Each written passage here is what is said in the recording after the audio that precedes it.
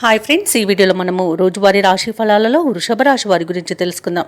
అంతకన్నా ముందు చిన్న రిక్వెస్ట్ ఫ్రెండ్స్, ఈ వీడియో మొదటగా చూస్తున్నట్లయితే లైక్ చేయండి, షేర్ చేయండి, అలాగే సబ్స్క్రైబ్ చేయడం అసలు మర్చిపోవద్దు. మీ యొక్క సపోర్ట్ నాకు ఎంతో అవసరం.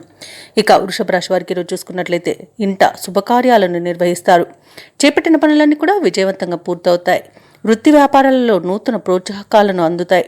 స్థిరాస్తి వృద్ధి చెందుతుంది. ప్రముఖుల నుండి ఊహించని ఆహ్వానాలనేవి అందుతాయి.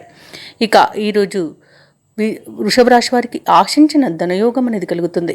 ఇక నిరుద్యోగులకు ఉద్యోగ యోగం అనేది కనబడుతుంది. పోటీ పరీక్షల్లో విద్యార్థులు విజయాన్ని సాధిస్తారు. ఇక వ్యవసాయదారులకు పంట లాభం కనబడుతుంది. వ్యాపారస్తులకు వ్యాపారాలలో లాభాలను లభిస్తాయి.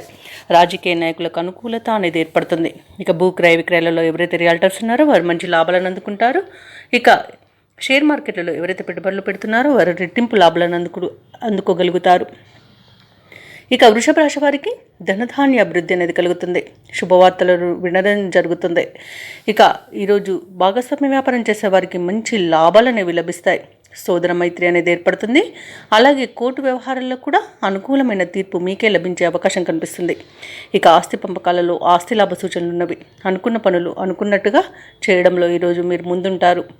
ఇక ఆత్మీయుల కలయిక ఆనందాన్ని ఇస్తుంది. పెద్దలను గౌరవించడం వలన అనేక ప్రయోజనాలను పొందుతారు. విదేశాలలో విద్యాపరంగా, వృత్తిపరంగా, వ్యాపారపరంగా ఎవరైతే నివసిస్తున్నారో వారికి మంచి లాభదాయకంగా ఉంటుంది. ముఖ్యంగా స్థిర నివాసం ఏర్పరచుకున్న వారికి నూతన గృహయోగం అనేది కనిపిస్తుంది. ఇక వివాహ ప్రయత్నం చేస్తున్న వారికి ఈరోజు మంచి ఫలితాలు అనేవి అందుతాయి, అంటే శుభవార్తను అందుకుంటారు. ఇక ఈరోజు వ్యతిరేకులు సైతం మీ మాటకే మద్దతుగా నిలుస్తారు. పరిస్థితులన్నీ కూడా అనుకూలించి ఉత్సాహంగా గడుపుతారు.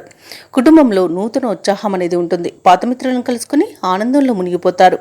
సేవా కార్యక్రమాలలో మీ వంతు భాగస్వామ్యాన్ని అందిస్తారు. ఆధ్యాత్మిక చింతనతో గడుపుతారు. దేవాలయాలను సందర్శిస్తారు. దేవాలయాలను సందర్శించినప్పుడు మీరు ముఖ్యంగా గుర్తుంచుకోవాల్సింది మీ ఇష్టదైవం యొక్క ఆరాధన అనేది మీకు మంచి చేస్తుంది. కాబట్టి తప్పకుండా దిశగా ప్రయత్నించండి.